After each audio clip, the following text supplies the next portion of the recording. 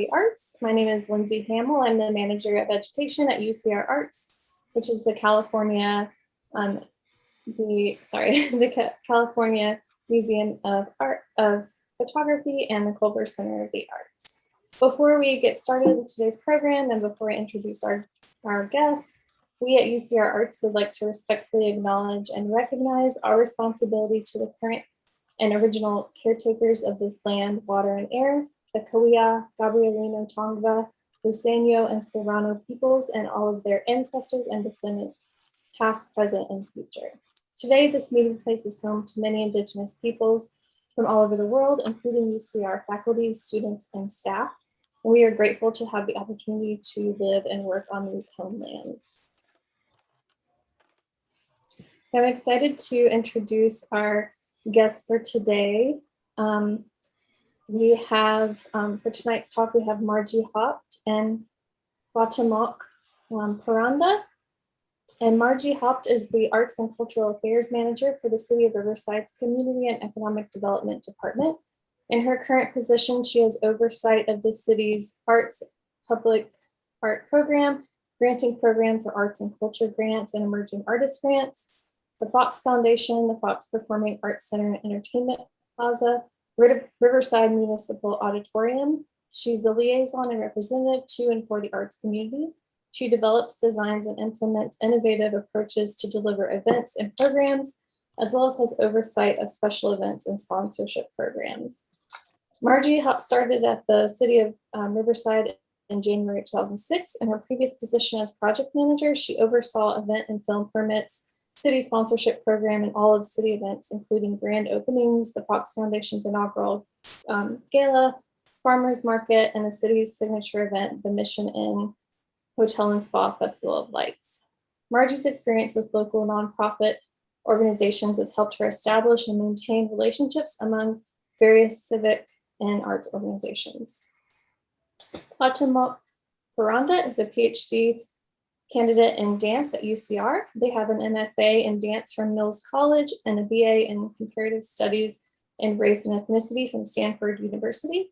Their research focuses on the development of the house ballroom scene and how queer, transgender, and two-spirit Black and Blackened Indigenous peoples of the Western Hemisphere have deployed the dance form of Vogue as a praxis of decolonization, realness, colonialism, transformational resilience via shade, and queering Indigenous knowledge reclamation.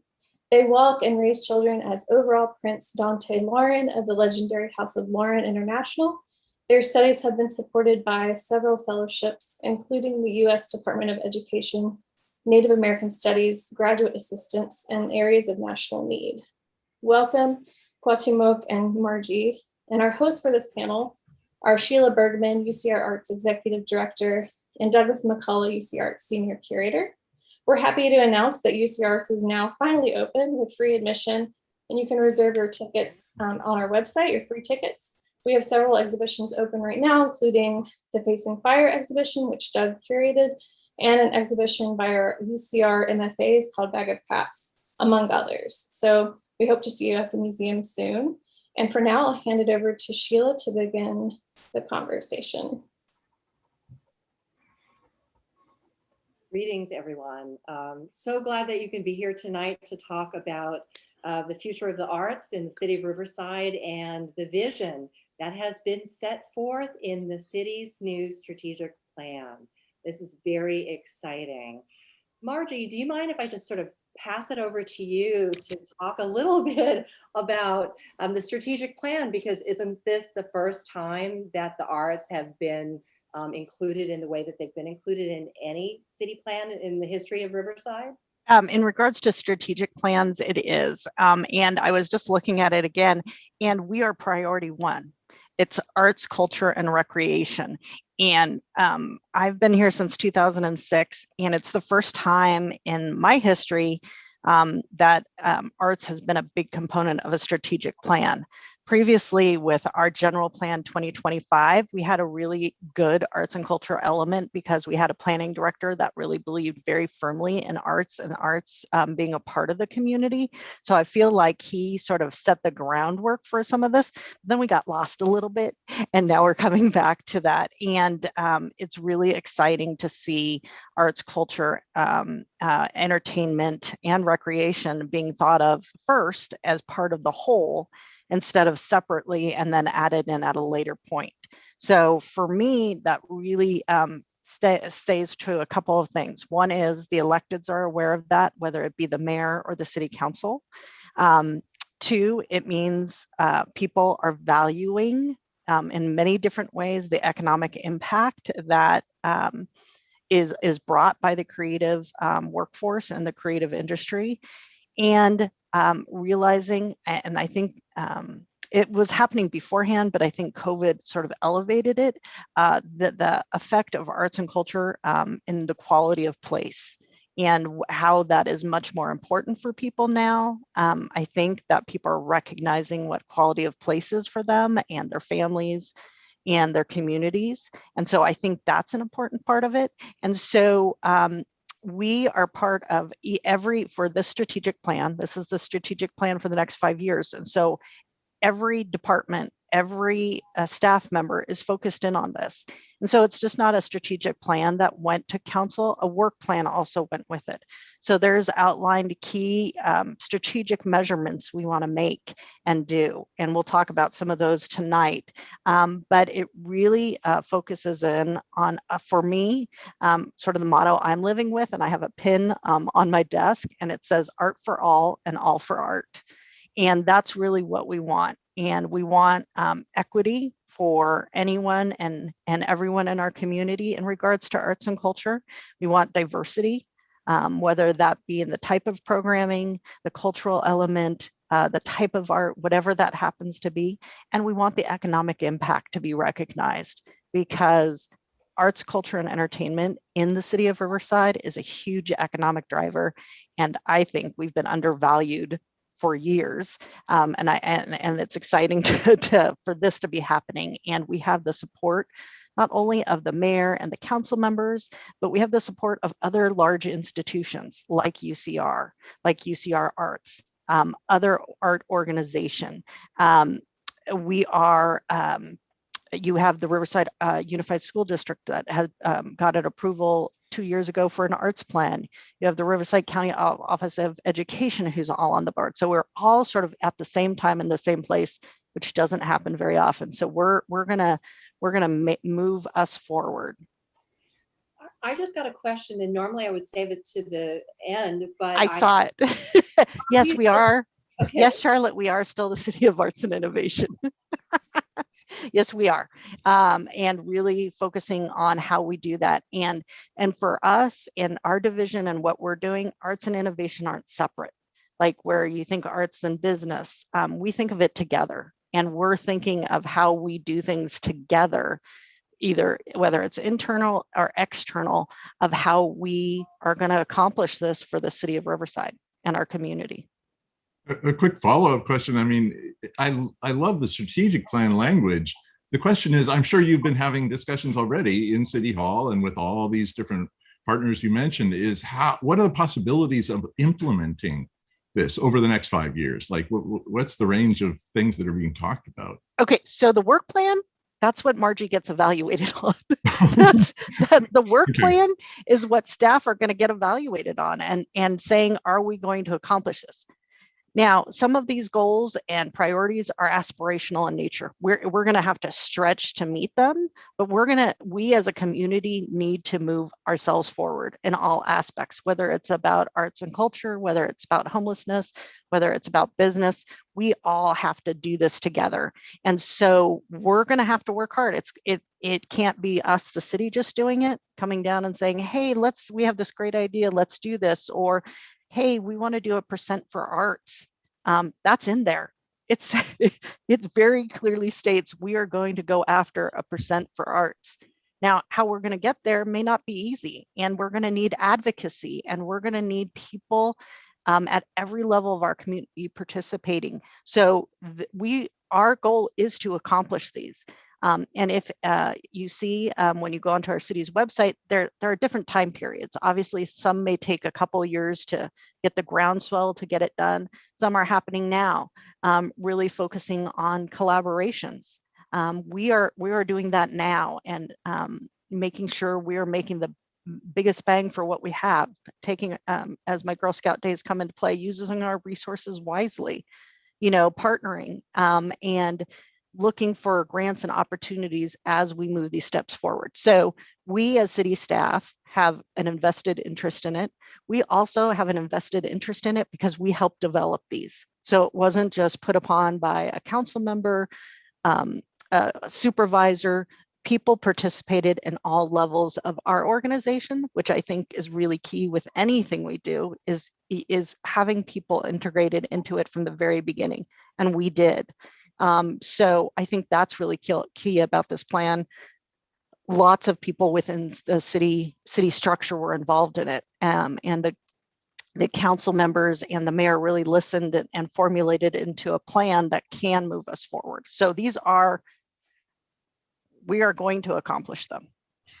We try our darndest. We have to work really hard as a giant collaborative in the city to make sure you get a great review in 5 years. Oh, thank you. I appreciate that, Doug. Since you're going to be evaluated on making this happen. Well, and this is recorded, so I'll just no. But I do this because I love what I do, and I love this community. I wasn't born here, I wasn't raised here, but I feel like I am, and it's all for making our community better. And arts and culture help tell our stories. They help us break down barriers. They help us be better. And I love that. I want that for my daughter. I want that for everyone else's daughter and sons. And this is how we can do it. How do we navigate building the arts programming and cultural programming in the city while facing pretty significant financial challenges ahead? We're going to have to get creative. Sometimes we in government, I'll own it, we tend to take things slow, and we tend to take things in a very particular way. And we may need to borrow from private business and nonprofits who, because of nonprofits, you get really creative really quickly. You think outside of the box immediately. It's not a afterthought. So sometimes it can be in government, but I think a lot of that is changing. So we're going to have to do it differently. We're going to have to do public-private partnerships potentially. We're going to have collaboratives and advocacy groups and people advocating what it is, and sharing our resources. When I first started, I had a very interesting discussion with two major entities, cultural institutions here in Riverside, and the executive directors wanted to do it, but they couldn't convince their boards to allow them to do it. They were going to share their mailing list at the time, and their boards were like, no, that's competition. They will take that from us. And in reality, what those two convinced their organizations of, we're talking to warm audiences. Why are we not sharing that information? These are people who already go to something very similar. They'll probably go to something else very similar. And so working together, I think we as a community have really worked on that. I mean, we still have a very long way to go, but we are better about collaborating and sharing ideas, sharing resources, and doing that differently. And we're going to have to look for outside funding, wherever that may be from. And that can be from all sorts of different resources. And we're just going to have to get really creative from the very beginning, not, go our standard ways we've always gone. Quatermack, I have a question kind of for you. I mean, ahead of this, we were chatting about the challenges of getting funding for dance and how you have to be creative and collaborative and kind of clever about it. But beyond that, how would, as a PhD candidate at UCR, how would you like to see arts develop in a region like this? And what challenges or what approaches do you see? I mean, as a PhD candidate, I was thinking about this question for very, as long as I got this invitation to be here, is that what is the need or wish for us as candidates to have in Riverside or in our space, uh, from the arts or with the arts. And what I keep on coming to is that number one, we want to graduate. So we want time to do our work.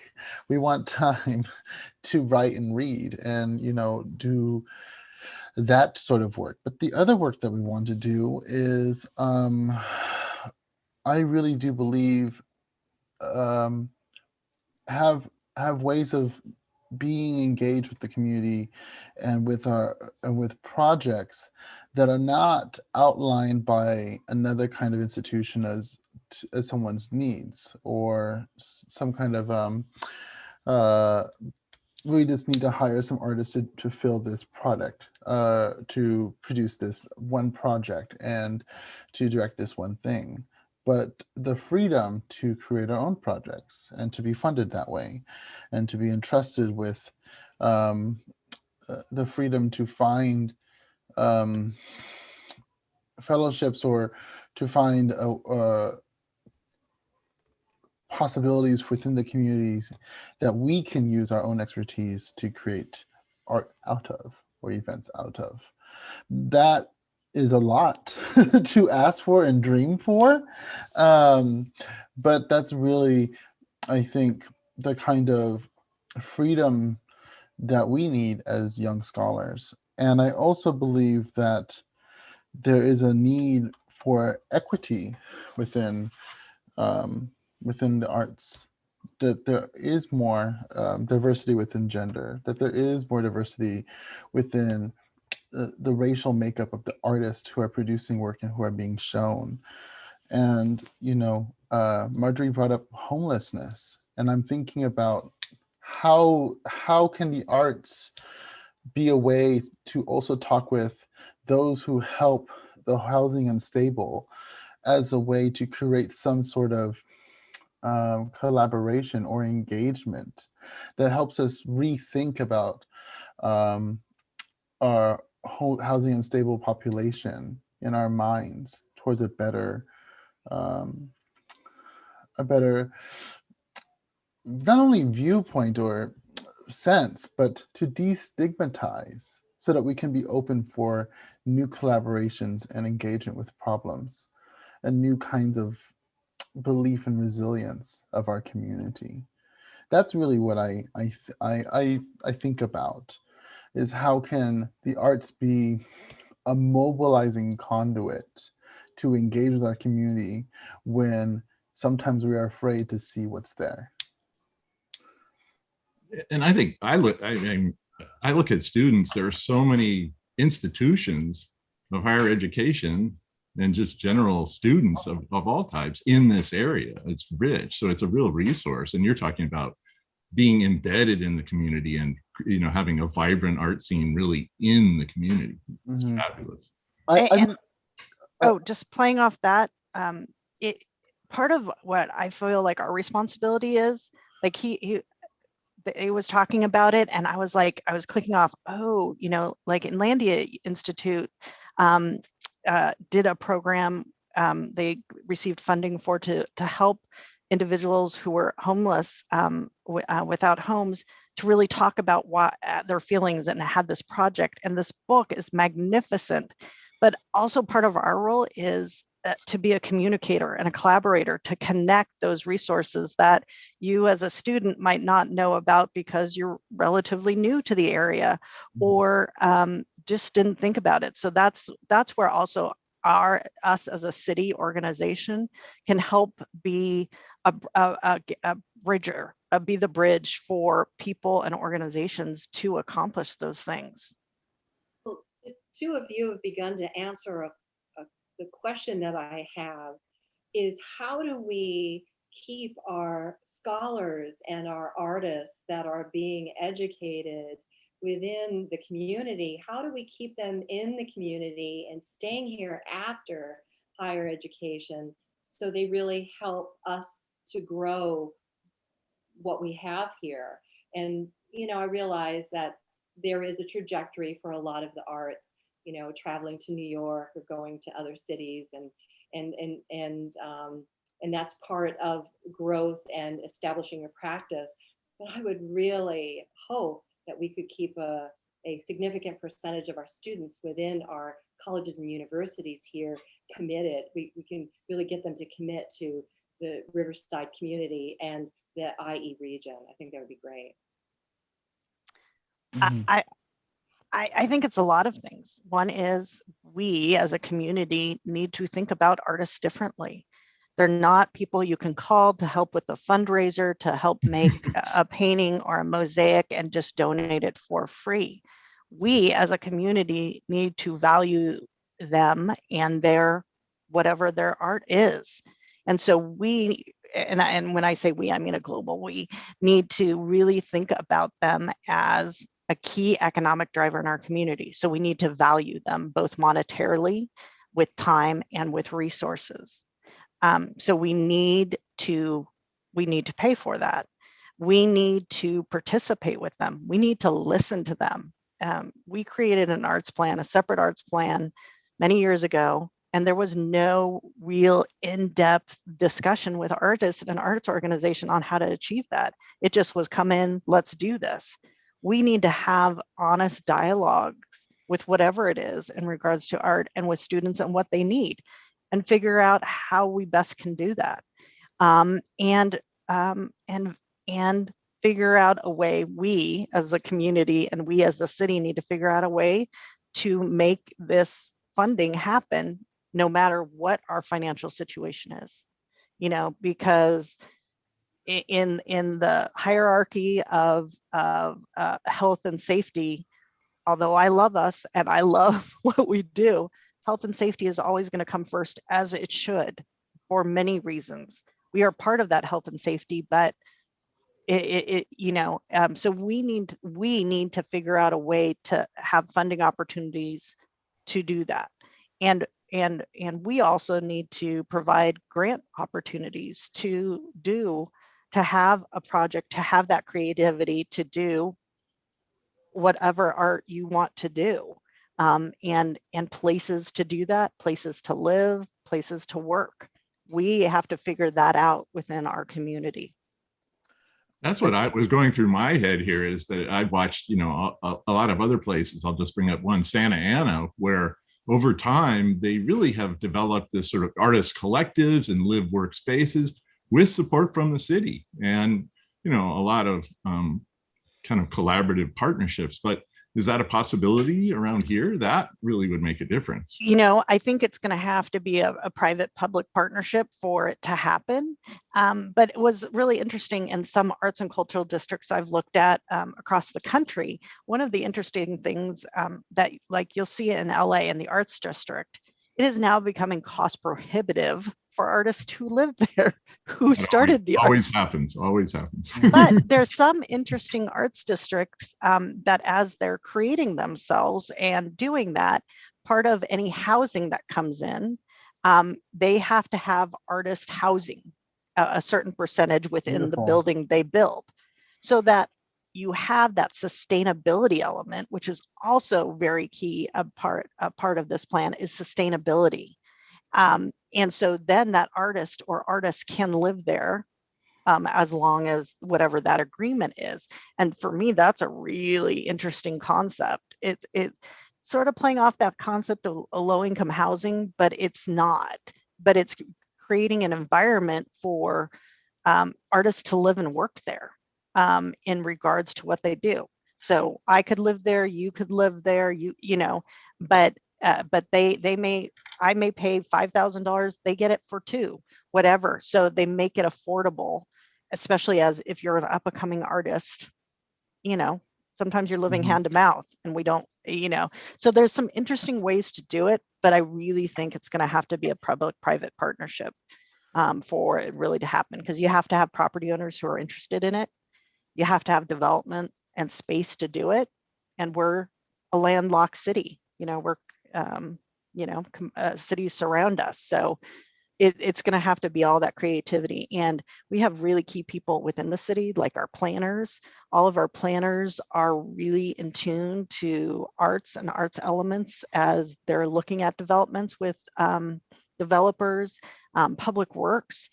We have some really dynamic staff in all these different departments who are thinking about it. So building and safety, if you did a live work unit, probably going to need some flexibility on some zoning codes and some building and safety requirements, still being safe for building and safety, but you may need to, be able to have, a welding opportunity inside, next to your bedroom, whatever that is. So all of those pieces have to be on it. And we all seem to be in that same place at the same time, which is very unique.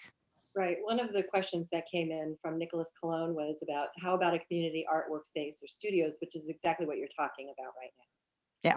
And from what I've heard, that there is a real need, even art faculty coming in and beginning a new position, let's say at UCR, they don't see that established arts community within the city of Riverside. So when they first come in, they situate themselves. So you should put it in the trash can. So anyway, I think that this would be a tremendous move forward on expanding our, the resources that we provide the artists that are working within the community. Yeah, it would be great. A bunch of Becky Watley has a comment here. We have lots of infill spaces tucked here and there. I wonder what we could do with that. And our artist residences are a lot better than a weed-filled lot. 100%. Absolutely. Yeah. I'm sorry, go ahead. I was gonna say, just like, when I think about health and safety, and when I think about I love the idea of artist housing. It's my aunt, Rosa de Anda, through the Marigold Project, who lives in artist housing in San Francisco, who puts on the Dia de los Muertos event in the Mission District. It's been her for the last 20 years. So it's because of artist housing, it's because of the support for artists to be part of the space, part of the living vibrancy of the city, that event was able to continue for so long. It is, if Riverside wants more arts and events and more culture, it's artist housing.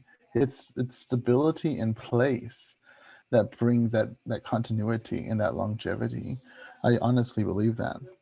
But we're also thinking about health and safety. I know that there are street dancers who dance in in different parts of City Hall and around the park. It's not that they need a studio, but perhaps there's a way of sanctioning or funding their event or their practices. Yes, we've talked. There are ways, I think, in which to think about the people who are already making art and then just supporting their needs more so throughout the city. And I think and you bring up you bring up a really good point. There are phenomenal artists in all disciplines that are living and working here, and are struggling year to year for their event, or struggling month to month to do their programming, as well as going to school, as well as doing a day job of some kind, so you could do your passion in the other side. And finding out who those artists and art organizations are in our community, telling our story, because there are phenomenal people in this community that stories have not been told. And if people knew, what is accomplished. We have over 120 events that happen throughout the city throughout a normal year, COVID separate.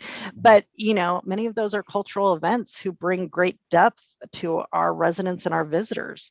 And so giving them a stability to grow it and those programs is really phenomenal. But how we tell our story, and telling our story is really key. Yeah, the question becomes how you can nurture that sort of ferment from the streets up, because I'm curating, but I originally come from the art side. And so the more people can be operating, I'm completely agreeing, the more people that can be operating on every single level, then the richer it gets. And there really is a tradition around here of experimental, interesting art of all types. So the question is how the city and how the kind of group of arts organizations can encourage that.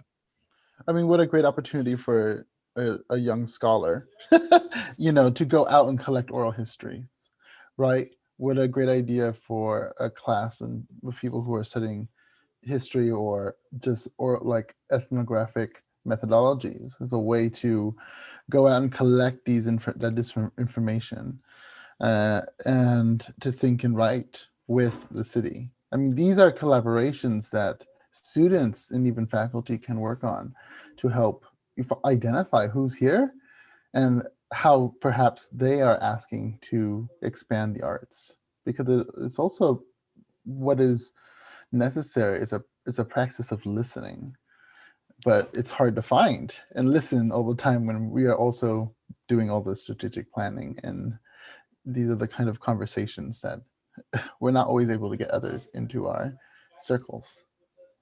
You know, one thing that comes up in this sort of in this connection is how the city will manage to support emerging artists and emerging art organizations while still continuing to support the established organizations that the city does generously support. You know, so how do you balance that? You know, the best you can with what you have. And so, you know, sometimes that really means for us and what I'm doing with our division is providing opportunities necessarily for emerging artists or artists to do programming as part of other larger global events or programs. We had artists do artwork for us about wearing masks. And so they helped us in communicating safety messages.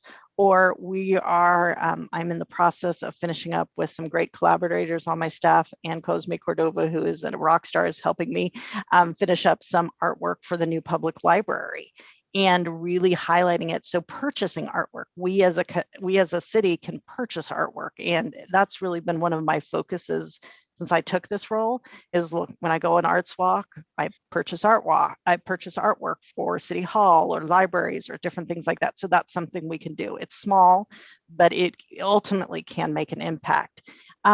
And advocating, you know, recognizing, having artists recognized, and whether that be in a public forum such as this, whether that be in at a city council meeting. I love city council meetings, but it's not a huge viewing audience. So maybe we can looking at other things, you know, on our YouTube channel and social media, but highlighting artists so that others see them and recognize them and go, oh, hey, I saw so-and-so and I was really interested in that, or just people telling that story and advocating as much as we can as city staff for money. And then the community advocating for money and programs at whatever ways they can, whether it be talking to your council member, whether that be sending in information. You know, that is why you see programs and organizations like the Teach coming. There was advocacy in the community. There was a groundswell to support it. And those items, those things change. They change the trajectory of many things. And so we have to advocate, whatever that advocate means to you, for arts. And, you know, I do what I do. And then I call people and I said, hey, maybe you should pay attention to a council meeting, or, hey, this is coming up, or, you know, knowing where my resources are in the community. So who then can reach out to their resources in their community, you know, sort of like a phone tree, an old fashioned phone tree, but that's really sort of what it is. And it's telling our story in however way we can. But really, as much as we can, value the artist, recognize the artist, and support them. That's really what I think our role as a city is. Okay, well, there's some really interesting, a few comments here. One, a great idea from Becky Watley, who says, the 15 things to do email could spotlight different artists.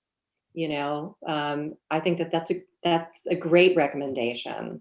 There is a comment and a question about, it says the Cheech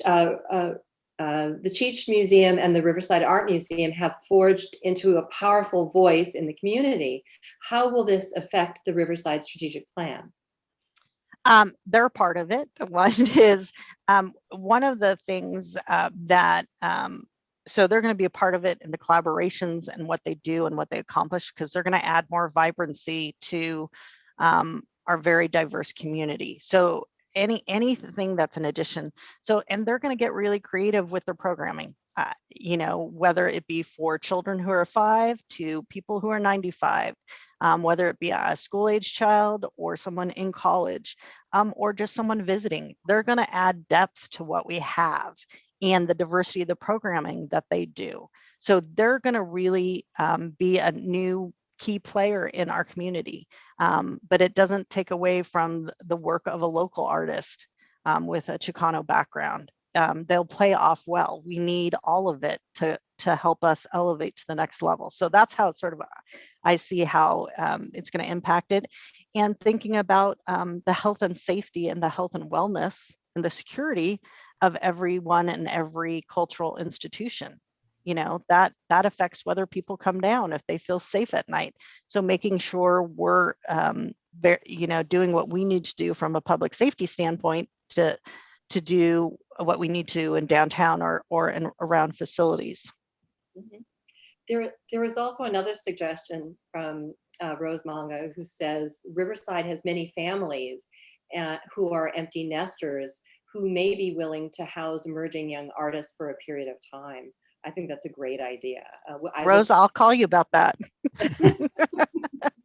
No, when I lived in San Francisco many years ago, there was a network, and I received a phone call pretty regularly about hosting a visiting artist from another region or another country. And it was always great to have them in my house with the family. It was wonderful.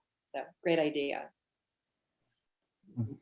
Thinking about all the partnerships which are going to make this happen, speaking for UCR Arts, what can we do? What can UCR Arts and UCR as a whole do to help kind of nurture and grow the arts community from the city's perspective? I think you're doing a pretty good job. Actually, I would like to give kudos to Sheila, actually, because she's really made a paradigm shift and had the support of UCR as a whole, which doesn't necessarily happen when you're a separate arts institution within a bigger institution. And she has really, walked that fine line and has made some really great accomplishments. But she's also had a really great staff to help her do that.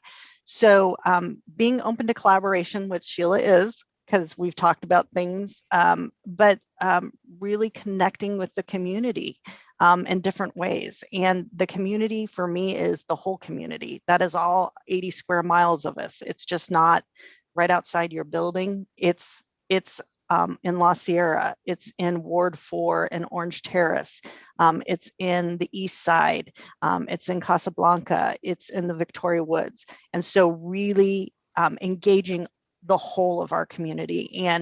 And I think that's what we could all do better. I'm not just saying UCR, but that, you get into what you do, it's easier to do it at your facility, all of those things, but really getting outside our physical, whatever comfort zone it is, and really getting to connect with all of our community. And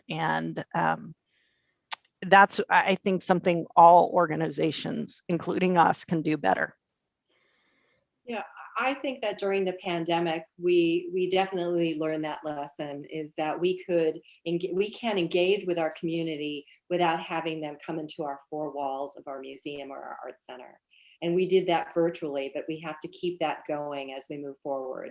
We have to go to the community, not always expect them to come to us. So I'm excited about this next couple of years on how we're going to shift and to engage more, but with different expectations.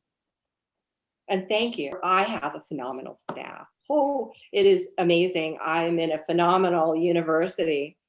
that has only been supportive of everything we've been doing from day one since my arrival. And partnership with the city has been great. I couldn't ask for anything more. So thank you, Margie, and thank Oh, you to thank you. everyone else in the city. And the other thing is really, connecting with the students, whether they're the doctoral students or they're the undergraduate students, but creating a vehicle or information or a fun night or whatever it is to connect us with those students. Because if you come from out of town, you may have a good opinion of Riverside, you may have a bad opinion of Riverside. It's just what you've grown up with, but a connection to provide information and resources and letting the students know, and this is for all universities, letting the students know what we have to offer, whether that be support for specifically your area of focus, or if you need to blow off some steam and go out for a Thursday night, what are some places to go to? Where are some businesses and areas that you would really like because you have conversations? I think that's the other thing too, that all universities just, and I don't know, I'm not exactly sure how we exactly do that, but connecting those students with the community and so that they also will think about staying because they were like, oh, Thursday nights, this is what I used to do. Or, I really love this neighborhood. I'd love to live there and raise my family there. Or, love downtown energy, want to live there. So whatever that is, I think that's the other thing, universities in particular, how we do that, I'm not exactly sure, but that's, I think, would be helpful to both of us. Mm-hmm. Yeah, no, absolutely. We're getting a flood of Yeah. questions. Well, here's a lump, two of them together, which is from separate people.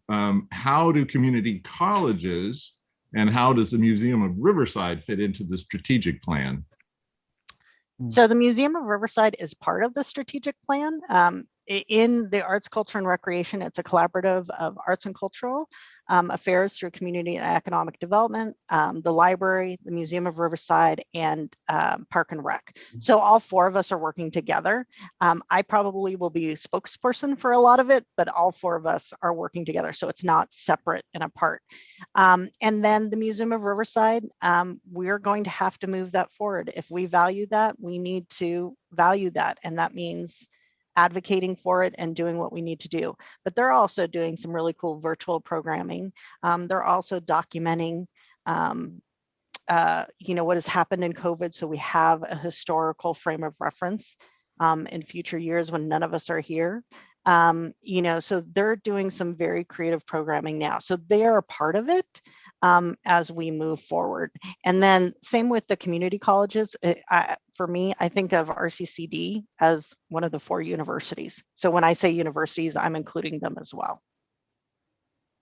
There is Darren Villegas. He says, I'm a local mural artist. I love everything I'm hearing. Looking forward to seeing our city blossom to a new level in the arts. How can a local independent artist, such as myself, contribute specifically? Thanks to you all. Darren, if you don't know, painted the hologram house, the logo for the hologram house, and has also done some really phenomenal murals. He was one of the muralists who drove by the Fox for the Black Lives Matter movement. He was one of those artists that did some artwork there. And so staying connected, which I think Darren does a great job with, but looking for opportunities, looking for resources, and then saying, hey, do you know, keeping an open dialogue, saying, hey, do you know of anything coming up? Or looking at our emerging artist grants. Although they're small amounts of money, they can be helpful. They can buy supplies. They can do things like that. As long as it's in a public forum, you can apply for that money. It's a small amount of money every year, but I will say if there's any artists on this phone call, we do have some money. If you can get most of the project done by June 30th, we have some monies available out of this year's budget. So doing that. Connecting with other artists. I know a lot of artists keep to themselves, but look for other artists that share your passion, give you excitement, or look for artists that are going to grow you, teach you about doing business, because art is also a business, depending on how you do it. And people are really good artists, but you also have, if you want to sell your artwork, you got to be a really good business person. So looking for those resources that can help you, and connecting with the community is really, you know, listening, as listening is really key. Listening to your neighborhood, listening to others, listening to what's going on at UCR or Cal Baptist or La Sierra or wherever it happens to be, but listening and like think, oh, or say, I heard this, and then just have a dialogue with someone who helps you create ideas. Like, I just heard about this. And they say, well, what did you think about that? Or you add that to it and that to it, and then you get a really wonderful idea. So listening and thinking about opportunities.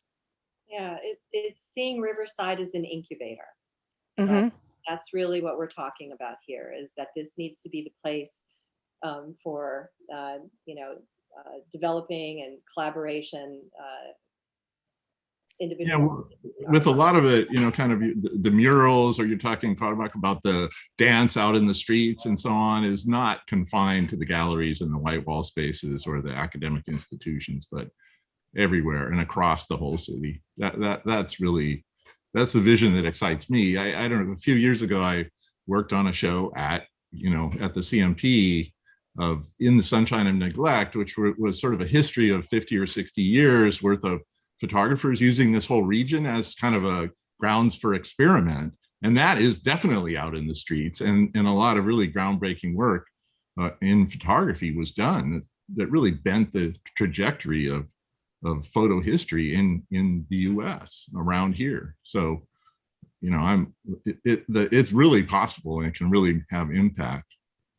Yeah, I think consistency. We need to develop some sort of a program or place where people can come on a regular basis, again, to meet each other, right? And I think that all the arts organizations could do that. We could have sort of a rotating, sort of open house or salon to where people can come in and meet each other and talk about collaboration. And again, I think that, we are all in our own organizations or spaces and working on the projects that we work on.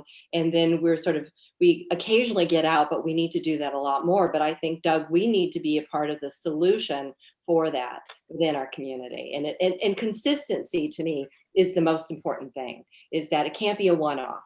It can't be 1 month we do something and then 6 months later we do something else. I think it needs to be, a consistent day or weekend or whatever it is that artists know we can show up, we can meet some people, hang out, have some great dialogues and create.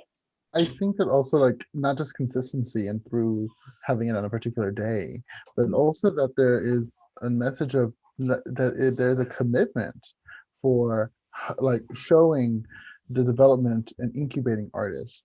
I was thinking that there should be some sort of program or event in which it's just a mixer or a way for artists to come together in a building, in the institution, to share what they know and get to know each other, because they can't find each other, perhaps. Or maybe they want to meet other friends who are in the arts. I have a question. Would you come to a mixer?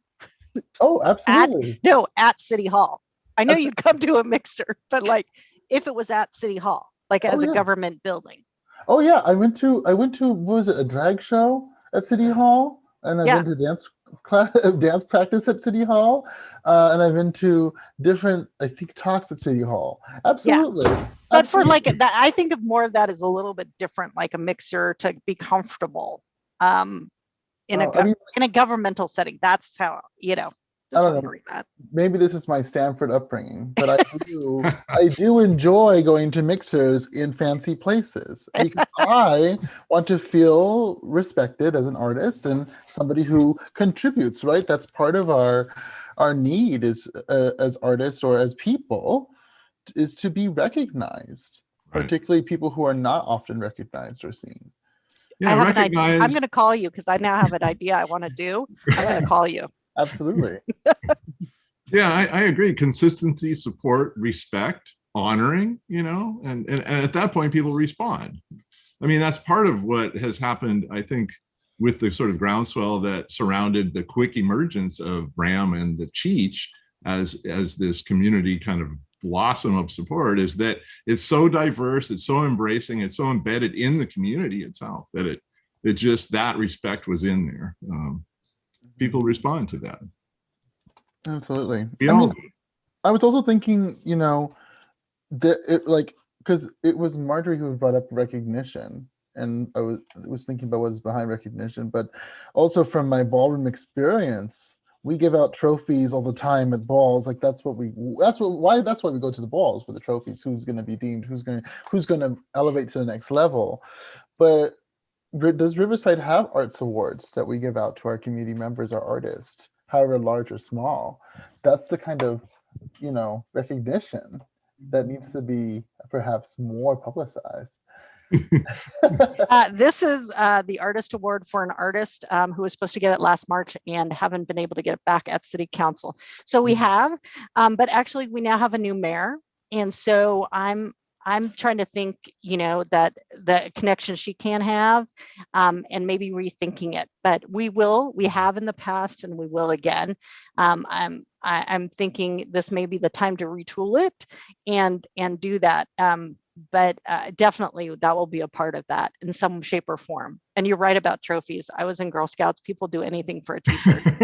So absolutely. I mean, it's also a way for us to engage with, you know, Riverside Unified School District, RCCD, to give out awards for student art as well. I mean, if we're talking about like bringing institutions together, that's how we do it. I just talked to the mayor's staff about this earlier today about doing something with middle schools and recognizing artists at middle schools. Yes. So we're on the same, we're like, without preparing, we're on the same path. So I still have a plaque that I won in 3rd grade at a spelling bee. You know, I mean, people really hang on to this stuff. And they're a way of sourcing our inspiration and grounding us to a place. Yeah. Mark Schooley jumps in and says that the arts organizations are excited to resume the Arts Walk in July, and that's a great way to share the work of regional artists with the public. That's absolutely true. There is a question here by Judy Iguez, who says, how do you engage developers and connect them with local artists to purchase art for the interior for their buildings? Which I've heard this question a lot.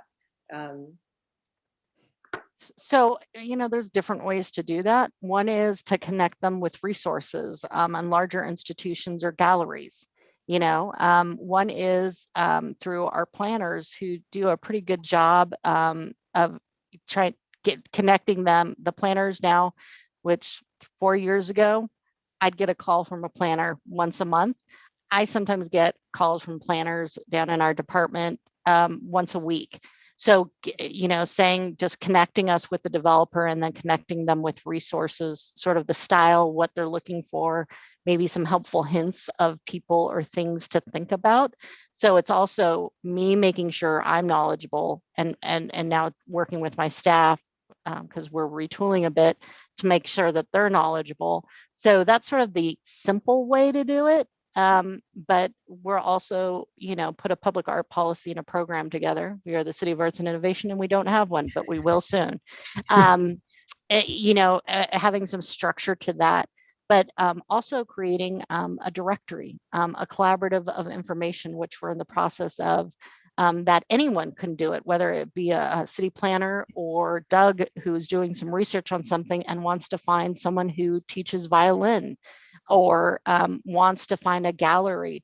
We're going to be working on that. That's one of those accomplishments we'll be working on, is to create a collaborative place of information that you could add to. You know, you could put your dance group. We're here on Thursday nights out in front of City Hall from, you know, 8 o'clock to 10 o'clock, which sometimes they're very good, you know, out dancing.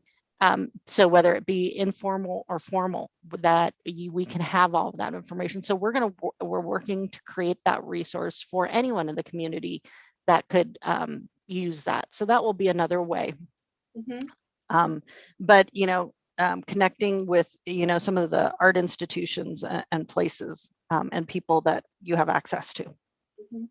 Nicholas again says artists will meet anywhere, anytime. Oh, good to know. Thank you. And Nicholas teaches at RCC photography. He's a good photographer himself. Good to know. Local students would really benefit.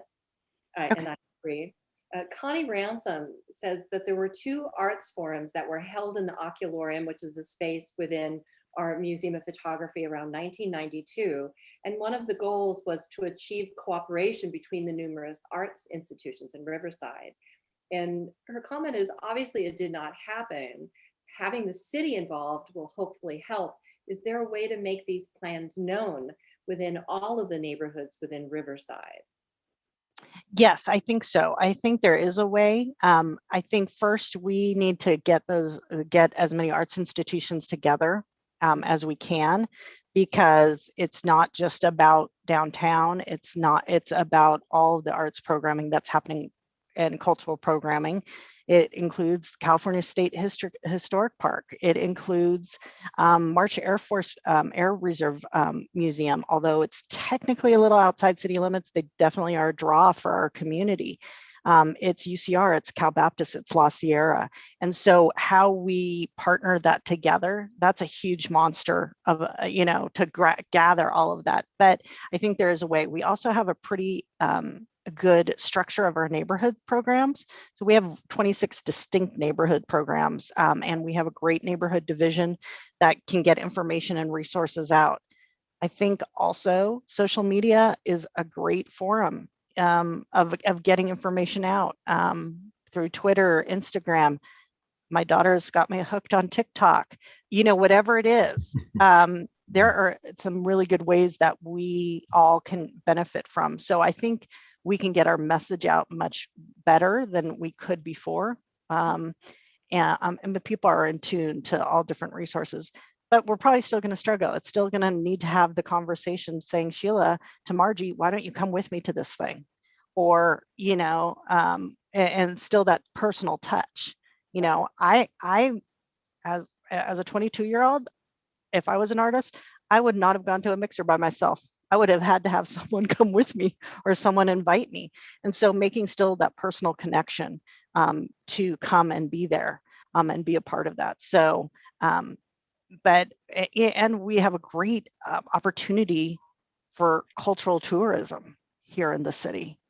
A great opportunity with so many things happening, new things that are happening and things that have been here and places that have been here for years. But if we don't take advantage of this moment of cultural tourism, we're going to miss a boat. And that's not only for our community, our residents, but that's also for visitors.